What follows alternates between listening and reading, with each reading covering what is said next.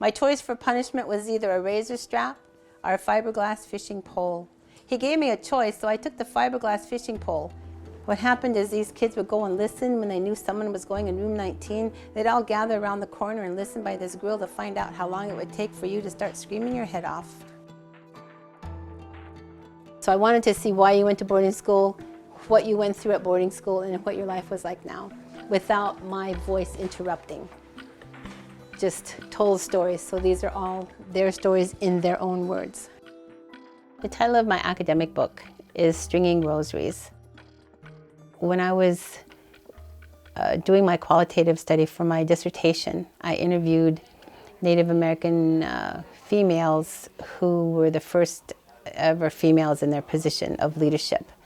And in their stories, most of them had been boarding schooled or were talking about boarding schools or had parents that were boarding schooled. I began interviewing survivors with an interview protocol that came from the National Boarding School Healing Coalition.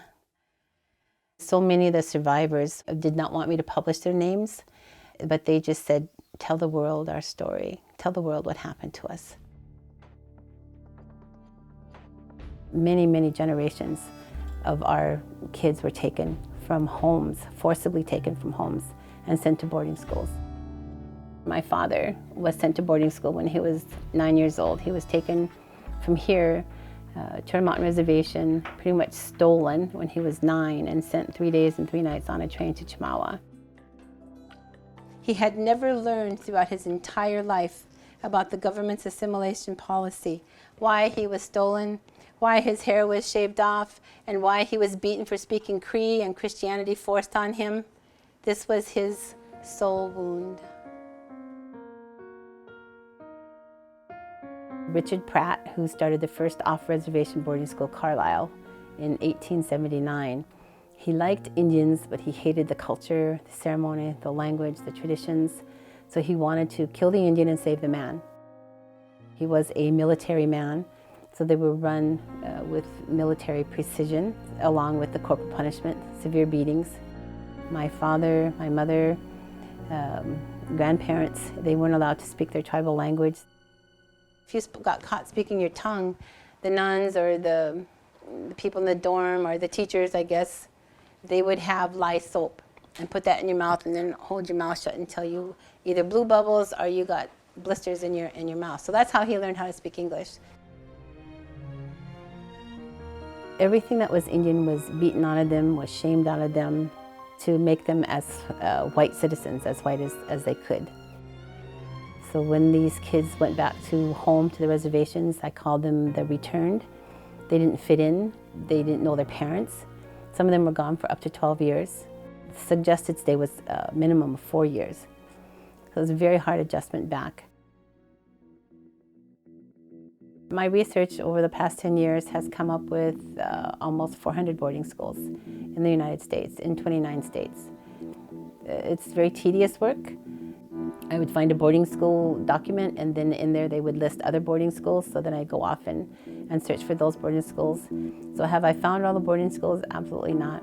There's still people that send me boarding schools, or I'm reading on Facebook even, and someone will say, oh, my grandfather went to boarding school in Alaska, and I'll check my list and I won't have it.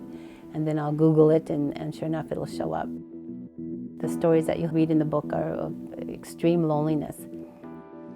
Lonesome at night, you could hear it. You could hear the little boys kind of sniffing, and they were trying not to cry loud because you got punished for that.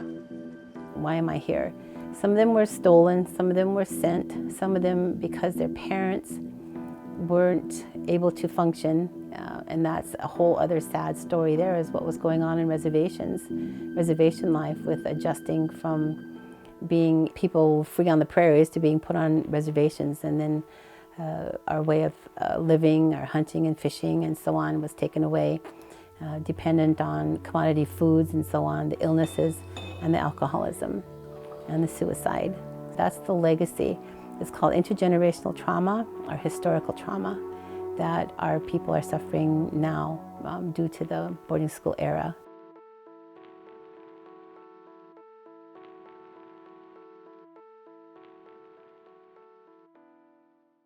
Funded by the Minnesota Arts and Cultural Heritage Fund with money from the vote of the people of Minnesota on November 4, 2008.